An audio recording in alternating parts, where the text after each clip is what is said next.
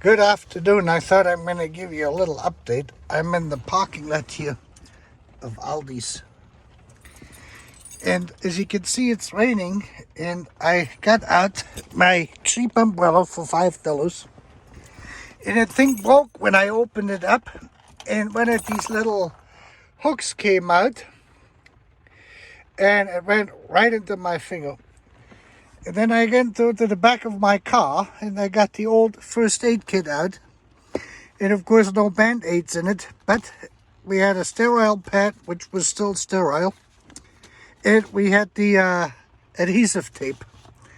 So 34-year-old first aid kit at work, factory supply from Mercedes-Benz got us taken care of, so I didn't have to get a band-aid. I think that may be a short video, but anyway, we will be checking in here. We're doing pretty good with everything. I haven't turned the engine on. Let me see. Yeah, we're doing pretty good here with everything. Yep. So now I got to get my first aid pack back in there and make a list and put some new band-aids in there. I have to get some of those.